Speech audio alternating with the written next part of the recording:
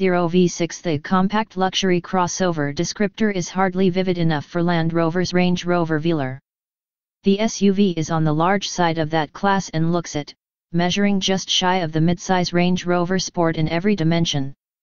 The Velar's outsize luxuriousness and sleek style further elevate its station above staider and smaller sales chasers such as Audi's Q5 and the BMW X3. Just don't call the Velar fat. Although it is heavy at 4,676 pounds, it's more big-boned. Literally. Underneath its sleeker, low-roof take on Range Rover's signature rectilinear styling sits the same plus-size architecture that underpins Jaguar's F-Pace. However, Land Rover tunes most of the Jag's athleticism out of the chassis, although we're okay with that, particularly on a luxury-minded SUV. Still, the Velar's ride could be softened just a smidge further to match the handling's relaxed vibe. Engine trio. There are 3 engine choices, none of which stands out as a runaway must-have. Base models use a 247 HP turbocharged inline-4 and carry the P380 moniker, denoting their 250-ish horsepower and P for petrol, gasoline, appetite. We have yet to test a P380, but we've driven one and it doesn't move the Velar with much verve. A 180 HP turbo diesel 4-cylinder that flies under the D180 banner is optional, and it is even more sluggish than the P380. Finally, there is the 380 HP supercharged gasoline V6 tested here, which gets the designation P380. Although the 6 is used in other Jaguar Land Rover products, in the Velar it lacks the sweet exhaust note it exhibits in other JLR applications. And while much of the tire, wind, and suspension noises don't enter the cabin, the V6's unrefined sounds manage to penetrate its firewall. A full throttle run to highway speeds whips up a great din from the engine, and you'll get the sense that even this range-topping V6 and its attendant 8-speed automatic transmission labor to move the hefty SUV.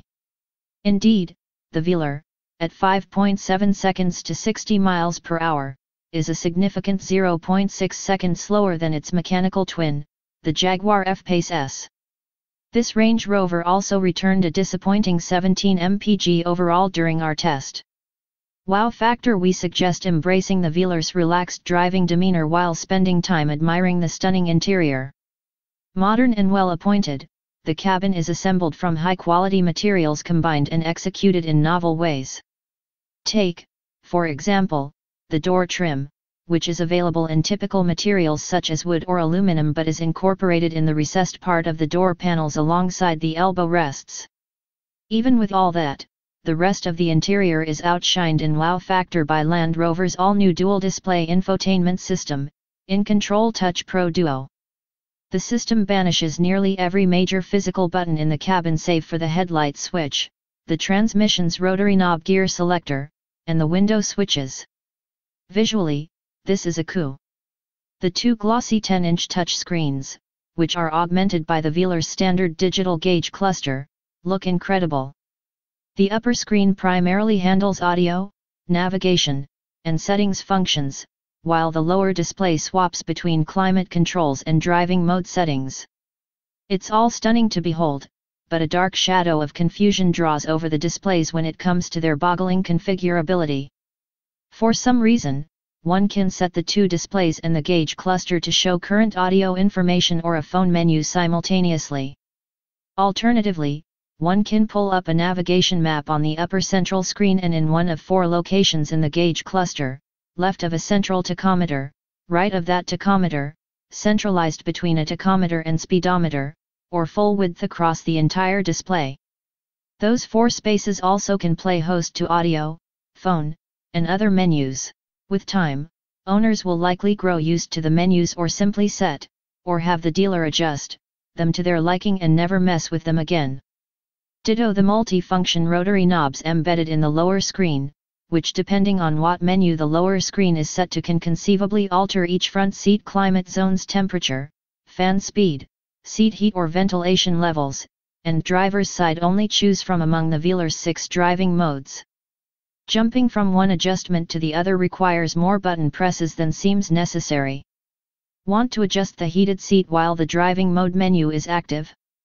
Tap a shortcut tab at the top of the screen to jump back into the climate menu, then press the rotary dial to switch it to seat heat adjustment.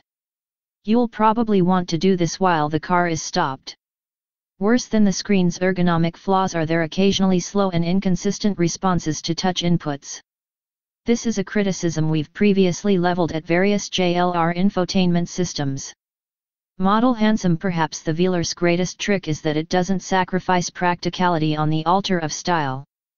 Although the interior isn't as cavernous as the Velar's exterior dimensions suggest, it is useful and roomy.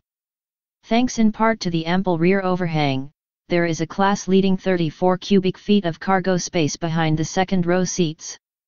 And Land Rover even cleverly installs a switch in the cargo area for lowering the air suspension, on models so equipped, helping to mitigate the Velar's somewhat high lift-over height.